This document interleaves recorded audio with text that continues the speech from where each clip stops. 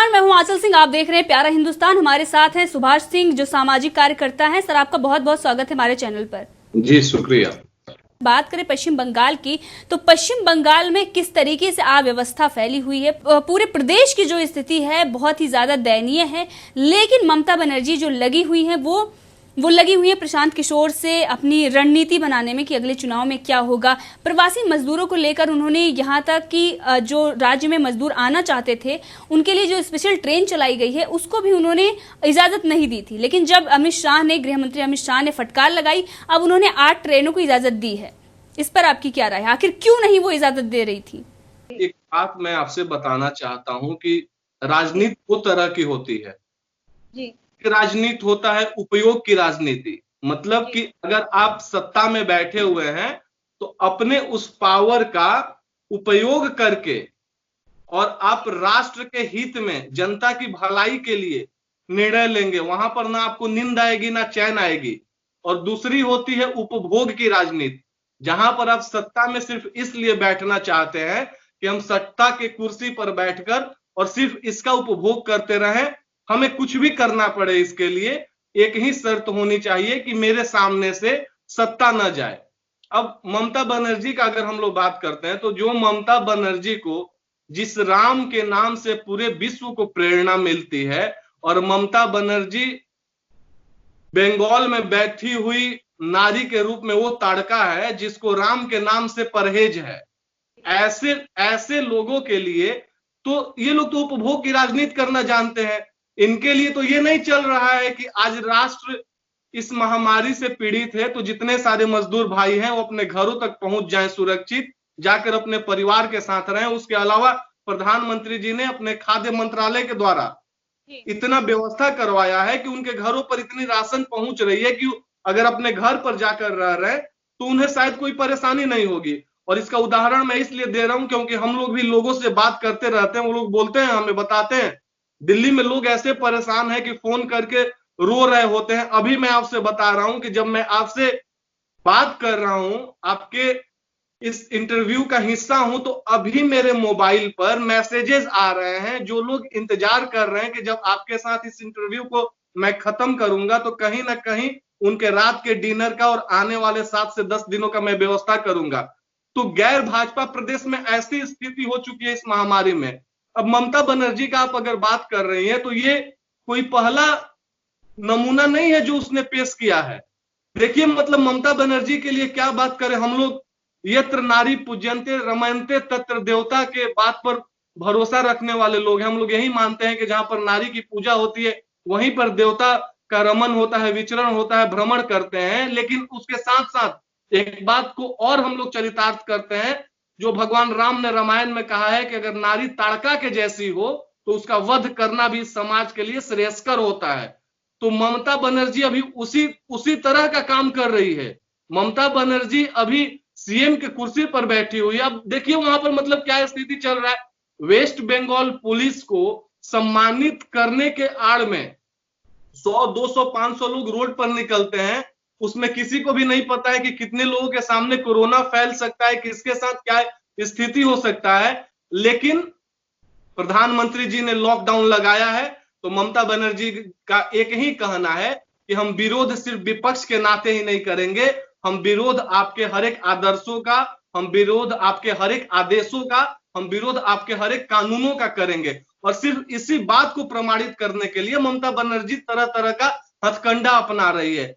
आज जब पूरा भारत, चाहे वो डोमेस्टिक एयरपोर्ट हो या इंटरनेशनल एयरपोर्ट हो, सब बंद है, कहीं भी किसी भी तरह का, सिर्फ 2-3 जगह को छोड़कर, और वो भी कौन, या तो कोरोना वॉरियर्स हैं जो कि जिनको एक जगह से दूसरे जगह डिपार्ट करना बहुत जरूरी है। उसके अलावा हमारे सेना के लोग हैं जिनको कि उनके देश के सुरक्षा के नाते और उनके ट्रेनिंग के वास्ते एक जगह से दूसरे जगह भेजा जाए। उसके अलावा किसी को भी, और तीसरा कार्गो जो सामान एक जगह से दूसरे जगह भेजा जाता है, उसके अलावा किसी को भी इजाजत नहीं है कि कोई एक जगह से दूसरे जगह मूव करे by air, by plane, by flight. वहां पर ममता बनर्जी कार्गो की जो फ्लाइट होती है उसके सहारे प्रशांत भूषण को दिल्ली से कोलकाता बुलाती है, सिर्फ इसलिए कि 2021 का जो आने वाला चुनाव है उसमें प्रशांत किशोर उनके चुनावी रणनीतिकार का काम करे और बताए कि कैसे जनता को ठगा जा सकता है। ऐसे लोगों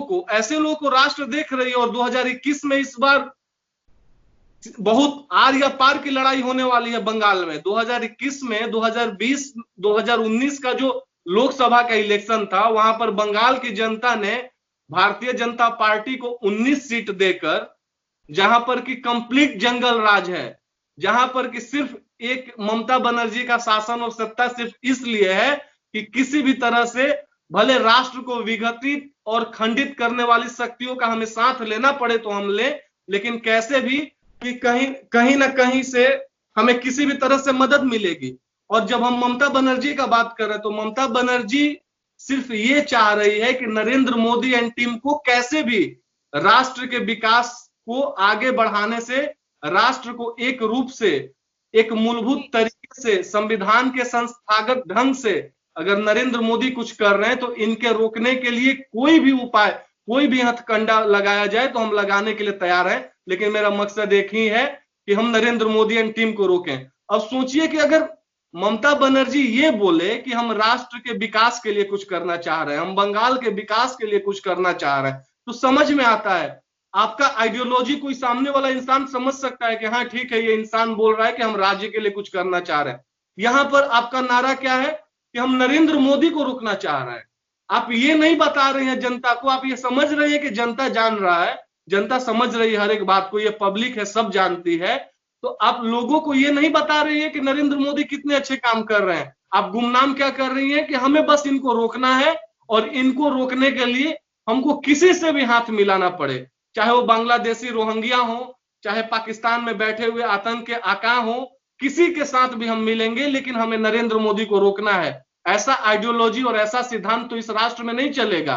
और राष्ट्र की जनता और साथ साथ बंगाल के राज्य की भी जनता समझदार हो रही है और हमें पूर्ण उम्मीद है कि 2021 में ममता बनर्जी कितनी भी बड़ी षड्यंत्र रच लें, उनका यह षड्यंत्र सफल नहीं होने वाला है। बीजेपी वहां पर पूर्ण बहुमत से 2021 में बंगाल के सत्ता में आने जा रही है। जी बिल्कुल सही कहा आपने। और पश्चिम बंगाल में हमने देखा है कि किस तरीके से वहां पर अव्यवस्था है।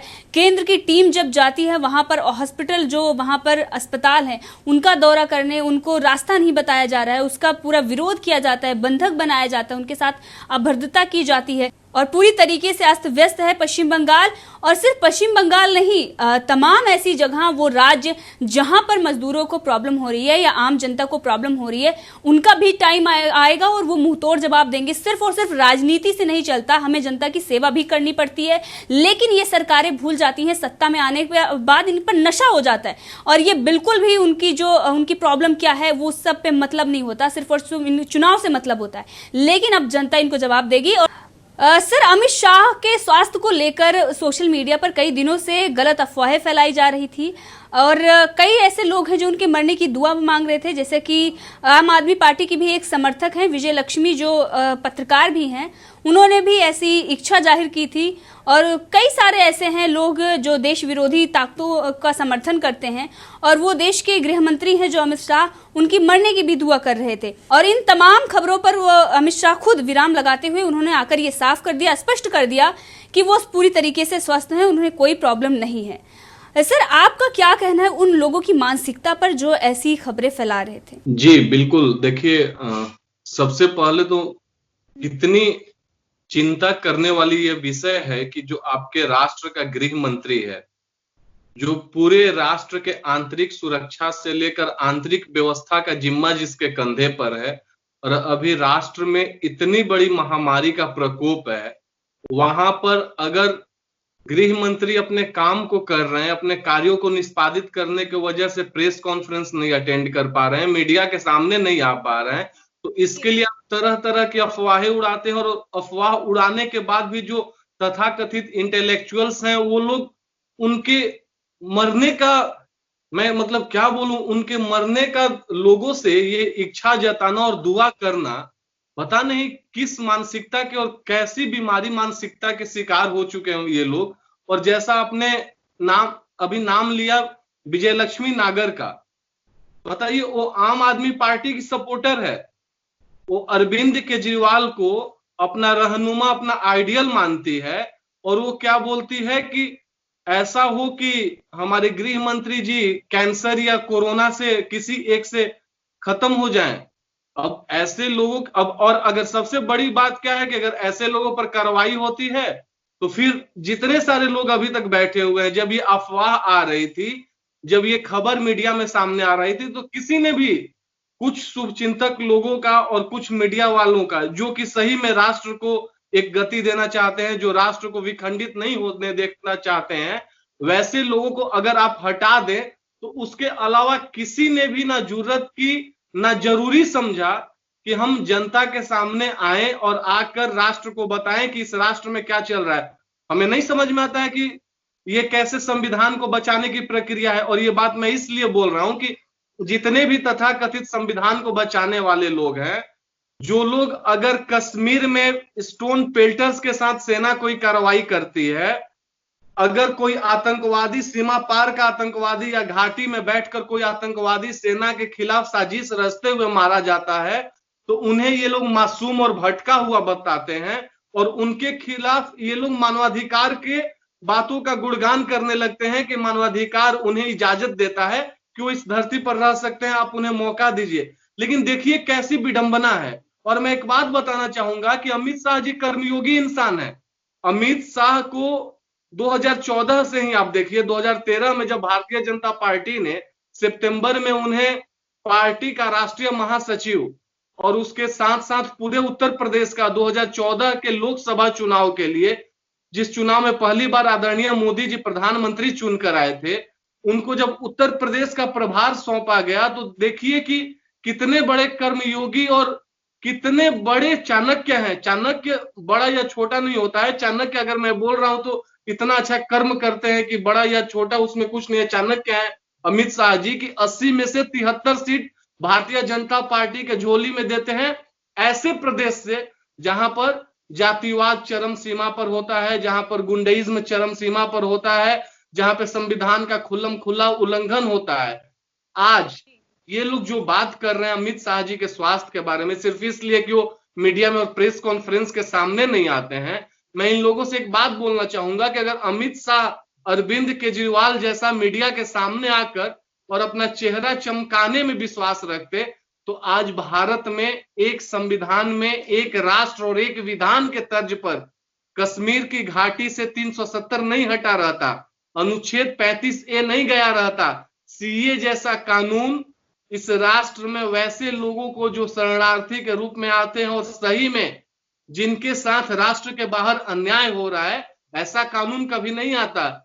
ये अमित शाह जी के कर्मों के प्रति उनकी प्रतिबद्धता को दर्शाता है कि कैसे कोई इंसान 1 साल से कम समय में, उसमें भी मार्च से इधर का समय आप हटा दीजिए क्योंकि कंप्लीट राष्ट्र महामारी से पीड़ित है और कहीं भी किसी भी तरह का जो निर्णय हो रहा है सरकारी स्तर पर ही निर्णय हो रहा है। ये जितने सारे उदाहरण है उसके पहले के हैं, मतलब with in 6 to 8 months of his tenure जो इंसान इतना राष्ट्र के प्रति समर्पित है, आप उसका भी इज्जत नहीं करते हैं। अब ठीक है, आप किसी व्यक्ति विशेष का आलोचना कीजिए, कम से कम उनके कर्मों का तो इज्जत कीजिए जो राष्ट्र के लिए कर रहे हैं। एक देखिए, इसके साथ साथ विजय लक्ष्मी नागर के साथ साथ एक दुबई में, पहले इंडिया में पत्रकार थी और अभी दुबई में जाकर बेस्ड है, वहां पर वो पत्रकारिता कर रही है। बताइए ये लोग भारत के संविधान को, भारत के मर्यादा को, भारत के संस्कारों को विदेशों के सरजमी पर जाकर किस तरह से परिलक्षित कर रहे हैं कि वहां पर जाके उसका नाम लेखा मेनन है। उसने क्या, देखिए ये लोग बोलते हैं कि हम लोग महात्मा गांधी के आइडियोलॉजी को फॉलो करने वाले हैं और महात्मा गांधी के आइडियोलॉजी को जो सच्चे रूप से फॉलो करने वाले हैं नरेंद्र भाई मोदी के नेतृत्व में भारतीय जनता पार्टी का एक एक कार्यकर्ता। आपको याद होगा 2 अक्टूबर को ही नरेंद्र मोदी जी ने स्वच्छ भारत मिशन की शुरुआत की थी और बोला था कि सबसे बड़ी श्रद्धांजलि ये राष्ट्रपिता के लिए होगी। अब ये लोग, जो लोग गांधी के नाम पर आज भी, मैं लेखा मेनन और विजय लक्ष्मी नागर जैसे, और रवीश कुमार भी उससे अपवाद नहीं है, कांग्रेस उससे अपवाद नहीं है, केजरीवाल उससे अपवाद नहीं है, ऐसे लोगों का भी मैं उदाहरण देना चाहता हूं कि ये लोग गांधी के आइडियोलॉजी को अपने अनुसार अब फिट कर रहे हैं। देखिए उसने क्या कमेंट किया है कि एज पर मी मैं भी इस बात को नहीं मानती हूं, लेकिन हाँ, मैं गांधी के उद्देश्यों को तब तक नहीं मानती हूं जब अमित शाह जी जैसे इंसान का नाम आए। मतलब जहां पर अगर कोई राष्ट्र को एक रूप से आगे बढ़ाने का काम कर रहा है तो वहां पर आप गांधी जी को नहीं फॉलो करेंगे। अगर कोई राष्ट्र को तोड़ने की बात कर रहा है तो वहां पर आप गांधी जी का वैष्णव जन को जाने कहिए वीर पराई जाने रे के मंत्र को आगे बढ़ाने का काम करेंगे। वाह रे दोहरा चरित्र। जी जी बिल्कुल। ये सारे जो सो कॉल्ड पत्रकार हैं, इनके साथ साथ अब उन पर भी कार्रवाई हो गई है जिन लोगों ने फर्जी पोस्ट बनाया था और ये न्यूज़ फैलाई थी। जो 4 लोग हैं, सरफराज नाम है, फिरोज खान नाम है इनका, 4 लोगों पर गिरफ्तारी कर ली गई है अहमदाबाद क्राइम ब्रांच की। लेकिन सर, आपका बहुत बहुत धन्यवाद हमसे जुड़ने के लिए।